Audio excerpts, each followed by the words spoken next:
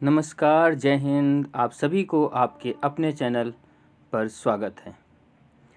आप सभी ने पिछले वीडियो को देखा, उसके लिए बहुत बहुत धन्यवाद। आप सबकी पढ़ाई खूब अच्छे से चलते रहे और आप अपने टारगेट को ज़रूर पाएँ, यही हमारा लक्ष्य है। और हम इसी लक्ष्य को पूरा करने के लिए पूरे तन मन से लगे हुए हैं और आपको भी पूरे तन और मन के साथ लगना होगा। पूरी मेहनत करो, क्योंकि 15 दिसंबर को जो पेपर होगा उसमें आपको अपनी एक सीट ज़रूर रखना है। ठीक, चलते हैं आज की क्लास पर। ये रहा पहला क्वेश्चन आपके सामने। ये है, अल्फ्रेड नोबेल, मिलान का करना है हमें। अल्फ्रेड नोबेल, अलेक्जेंडर फ्लेमिंग और चार्ल्स डार्विन और मैडम क्यूरी, हमें बताना है कि किसने क्या आविष्कार किया। पिछले कल भी जो क्लास हुई थी वहाँ पर भी हमने आविष्कार वैज्ञानिक से रिलेटेड बातें की थी और उनसे रिलेटेड यहाँ पर कुछ पॉइंट आपको समझ में आ रहे होंगे जो कल भी थे। तो बताइए कौन सा होगा। पहले अपने आप करने का ज़रूर प्रयास करें। ठीक, तो अल्फ्रेड नोबेल, जैसा कि अल्फ्रेड नोबेल की बारे में बात करें तो अल्फ्रेड नोबेल ने किसका आविष्कार किया, बताएं जल्दी, क्या होगा। बहुत बढ़िया, डायनामाइट। अलेक्जेंडर फ्लेमिंग की बात की जाए तो इन्होंने क्या किया, पेंसिलिन, ये तो याद हो गया होगा कल से। चार्ल्स डार्विन की बात की जाए तो इन्होंने विकास का सिद्धांत दिया।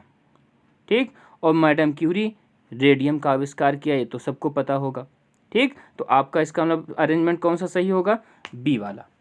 तो अल्फ्रेड नोबेल, डायनामाइट, साथ में रिपीट करो हमारे, Alfred Nobel, dynamite, Alexander Fleming, penicillin, Charles Darwin, विकास का सिद्धांत, मैडम क्यूरी, रेडियम। ठीक, ऐसे ही आपको रिपीट करके बार बार रिवीजन करना है और याद हो जाएंगे। ब्लैक होल, अगला पॉइंट है, ब्लैक होल के सिद्धांत को किसने प्रतिपादित किया। तो ब्लैक होल थ्योरी आप सबने पढ़ा होगा, तो वही बताना है आपको किसने इसको प्रतिपादित किया। ठीक, तो सीवी रमन, एजे भाभा, एस चंद्रशेखर या एच खुराना। तो आंसर क्या होगा, एस चंद्रशेखर, ऑप्शन सी। ठीक, अभी इससे रिलेटेड और बातें हम करेंगे, जो अगले क्वेश्चन ही बन के आए हुए हैं उनको देखते हैं। अगला क्वेश्चन ये आपके सामने है कि वैज्ञानिक एस चंद्रशेखर को नोबेल पुरस्कार किस कार्य के लिए दिया गया, बताओ। नक्षत्र भौतिकी, उपग्रह अतिकम तापक्रम या सूर्य के मूल अध्ययन। तो उन्होंने क्या किया, ब्लैक होल थ्योरी निकाली, तो वो कहाँ पर होगी, नक्षत्र में। ठीक, तो ये किससे संबंधित है, नक्षत्र विज्ञान से संबंधित है। अगला क्वेश्चन देखो आपके सामने फिर है कि निम्नलिखित वैज्ञानिकों में किसने यह सिद्ध किया कि सूर्य के द्रव्यमान से 1.44 गुना कम द्रव्यमान वाले तारे मृत होकर श्वेत वामन तारे या व्हाइट ड्वार्फ्स बन जाते हैं, ये किसने कहा था। तो यही है चंद्रशेखर साहब, इन्होंने ही बताया और इन्हीं के नाम से चंद्रशेखर लिमिट भी तय की गई। ठीक, तो आपको ये बात याद रखनी है, ये इनका सिद्धांत ही था जो यहाँ पर लाइन क्वेश्चन बना के आपके सामने आया। ये सभी क्वेश्चन आपके एग्ज़ाम में किसी न किसी एग्ज़ाम में पूछे गए हैं, आपके एग्ज़ाम के लिए बहुत इंपॉर्टेंट है, आपको रिवीजन डेली करना है। अगला क्वेश्चन ये है, वैज्ञानिक अल्बर्ट आइंस्टीन किसके लिए प्रसिद्ध है।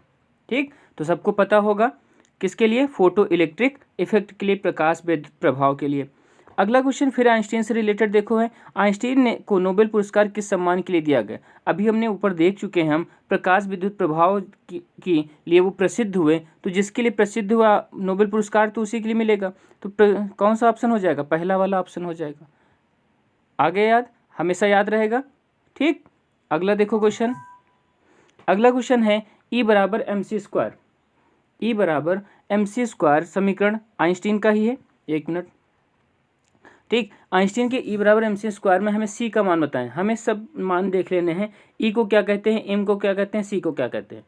तो E को क्या कहते हैं, ऊर्जा कहते हैं। E को क्या हम कहते हैं, ऊर्जा। M के लिए क्या है, मास या फिर द्रव्यमान की बात कर लें। ठीक, और C क्या है जो कि उन्होंने खुद पूछा है, तो C बराबर क्या होती है, प्रकाश की गति या स्पीड ऑफ लाइट। C क्या बताता है, प्रकाश की गति या स्पीड ऑफ लाइट। समझ में आ गया। ठीक, अगले क्वेश्चन पे देखते हैं, अल्बर्ट आइंस्टीन कौन सा वाद्य यंत्र बजाते थे। बहुत इंपॉर्टेंट क्वेश्चन है और कई बार एग्जाम में बना हुआ है। तो अल्बर्ट आइंस्टीन कौन सा वाद्य यंत्र बजाते थे, सब लोग ये क्वेश्चन तो पढ़ लेते हैं, लेकिन ये क्वेश्चन सबको नहीं पता होगा। तो अल्बर्ट आइंस्टीन कौन सा वाद्य यंत्र बजाते थे, गिटार, वायलिन, बांसुरी, सितार। तो कौन सा होगा, वायलिन। इसके अलावा आपको एक और याद रखना है, पियानो। पियानो भी आपको याद रखना है कि आप ये भी दिया जा सकता है ऑप्शन में, तो पियानो और गिटार दोनों बजाते थे। ठीक, आगे देखो अगला क्वेश्चन। भौतिकी में चतुर्थ आयाम का प्रतिपादन किसने किया था? चतुर्थ आयाम का मतलब समझ लीजिए कि जो भौतिक परिघटना या घटना को संदर्भित करने के लिए, प्रदर्शित करने के लिए 3 निर्देशांक लिए जाते हैं, एक्स वाई जेड। इसके अलावा आइंस्टीन साहब ने टाइम को भी साथ में रखा, जिसे हमने चतुर्थ आयाम कहा, और इन्होंने प्रूफ करके भी दिखाया कि टाइम भी साथ साथ चलता है। ठीक, तो ये किसने किया? आइंस्टीन साहब ने। मतलब ऑप्शन कौन सा हो जाएगा? बी। अगला क्वेश्चन है, मधुमक्खियों की भाषा की पहचान करने के लिए नोबेल पुरस्कार दिया गया। किसको दिया गया? जिन्होंने मधुमक्खी की भाषा को पहचाना। तो ऑप्शन आपके सामने है, A.G. खुराना या के.वी. फ्रिस्क।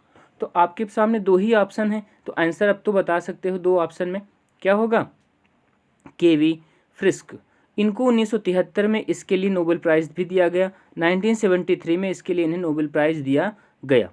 किस क्षेत्र में दिया गया? आपसे ये पूछा जा सकता है। क्वेश्चन ऐसे बन सकता है, के.वी. फ्रिस्क को 1973 में नोबेल प्राइज़ दिया गया मधुमक्खी की भाषा पहचानने के लिए। बताएं इन्हें किस क्षेत्र में नोबेल प्राइज़ दिया गया? ठीक, तो चिकित्सा विज्ञान में हमें याद रखना है। किस क्षेत्र में? रिपीट करो, किस क्षेत्र में? चिकित्सा विज्ञान में इनको नोबेल प्राइज़ दिया गया। अगला क्वेश्चन आपके सामने ये रहा। बोला जा रहा है किसकी स्मृति में या किस स्मृति में या किसकी याद में 28 फरवरी प्रत्येक वर्ष राष्ट्रीय विज्ञान दिवस के रूप में मनाई जाती है?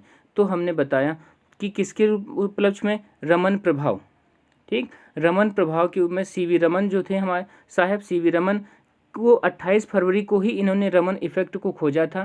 ठीक, या फिर ऐसे समझ लो, रमन प्रभाव ने या सी.वी. रमन ने जो अपनी आविष्कार किया था वो 28 फरवरी के दिन ही किया था, जिसके कारण 28 फरवरी को राष्ट्रीय विज्ञान दिवस मनाया जाता है। कुछ लोगों की सुना होगा या फिर आपने बुक में भी देखा होगा कि किसके जन्मदिन पर मनाया था, तो जन्मदिन पर नहीं मनाया जाता है, इन्होंने इसी दिन खोजा था। जन्मदिन की बात करें तो इनका जन्मदिन जो होता है 7 नवंबर को होता है। सी.वी. रमन का जन्म जो हुआ 7 नवंबर को 1988 में, 1988 7 नवंबर को हुआ। लेकिन उनको जो रमन इफेक्ट था जो उन्होंने आविष्कार किया वो 28 फरवरी को किया, इसीलिए 28 फरवरी को राष्ट्रीय विज्ञान दिवस मनाया जाता है।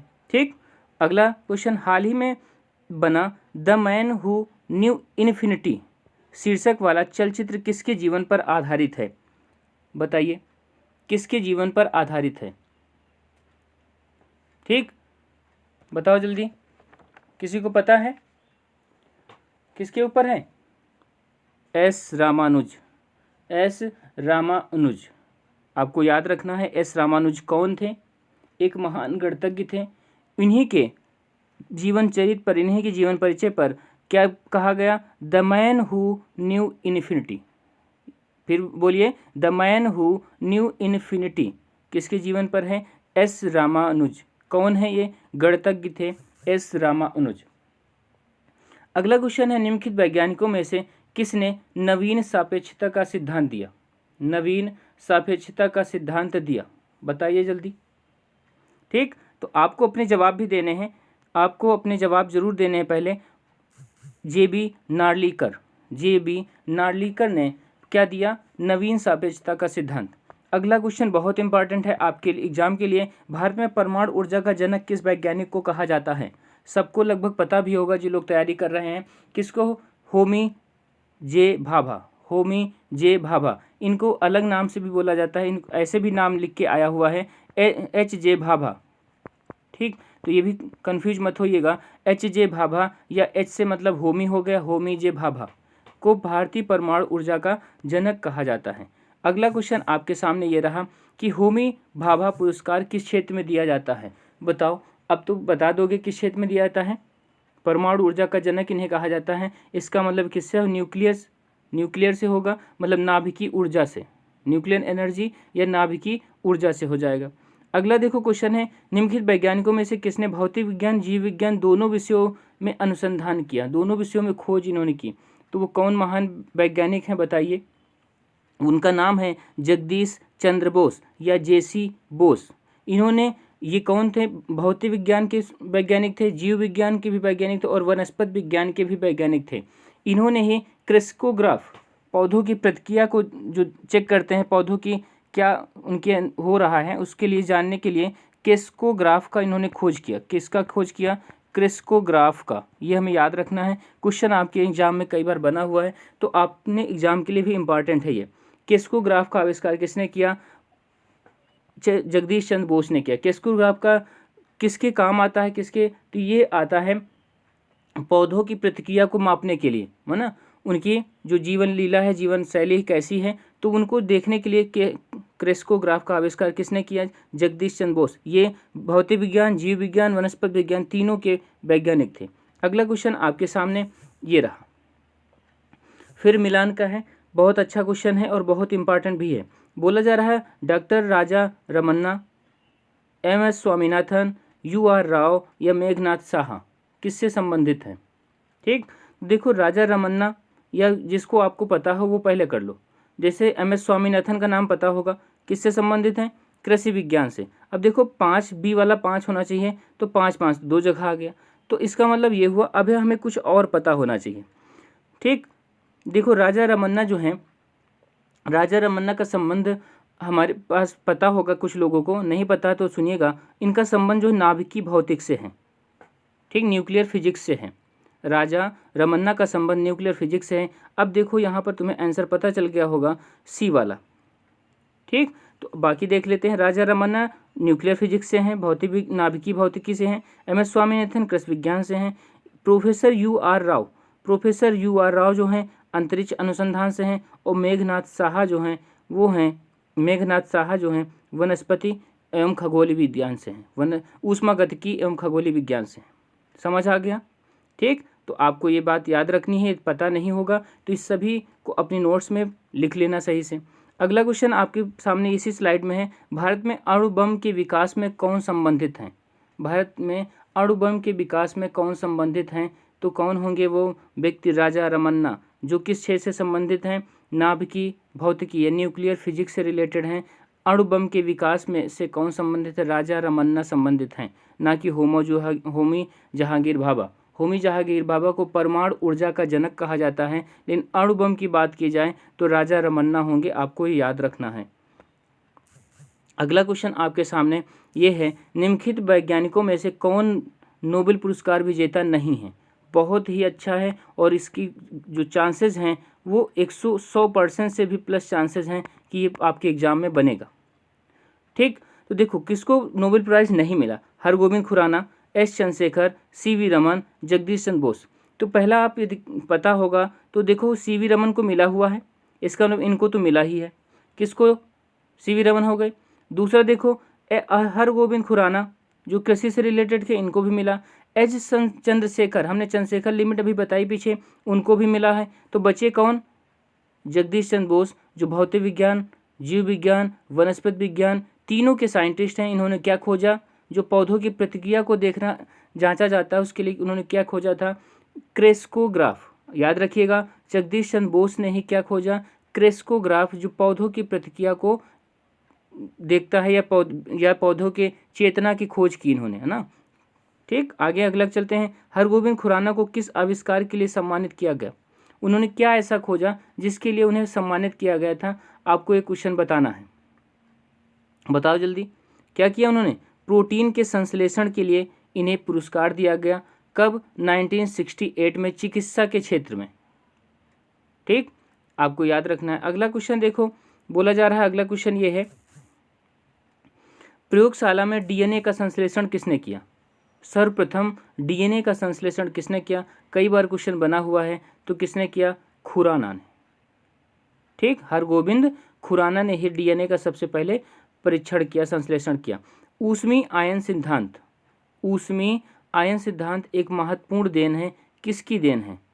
MN साहा की। किसकी देन है? MN साहा की। हमने पीछे बताया भी है, जो मेघनाथ साहा थे वो MN साहा। ठीक, ऊष्मीय आयन सिद्धांत, मेघनाथ साहा किससे संबंधित हमने पीछे बताया था, याद करिए। क्या बताया? ऊष्मागतिकी और खगोलीय भौतिकी। ठीक, बाकी देख लेते हैं। यहाँ पर देखो एक बार अच्छे समझ लेते हैं। MN साहा से उठा लेते पहले। MN साहा जो है ऊष्मीय आयन सिद्धांत का प्रतिपादन किया। ठीक, HJ भाभा की बात की जाए तो अंतरिक्ष किरणों की बौछार का सिद्धांत, याद रखिएगा। अंतरिक्ष किरणों की बौछार का सिद्धांत, भारत में परमाणु ऊर्जा के जनक के रूप में भी जाने जाते हैं। भारत में परमाणु ऊर्जा का जनक H.J. भाभा को बोला जाता है। ठीक, यहाँ तक सही। सीवी रमन की बात करें, सीवी रमन ने क्या किया, प्रकाश के प्रकीर्णन, स्कैटरिंग ऑफ लाइट, प्रकाश के प्रकीर्णन से संबंधित रमन इफेक्ट, रमन प्रभाव जो खोजा, उन्हीं के नाम पर रख दिया गया रमन प्रभाव। क्रिस्टल की संरचना का अध्ययन इन्होंने किया कि, और इसके साथ साथ जेसी बोस की बात करें तो बेतार संदेश है ना, वायरलेस जो मैसेज पहुंचते हैं, बेतार संदेश, पौधों में चेतना की खोज, और क्रिस्कोग्राफ का आविष्कार किया जेसी बोस ने।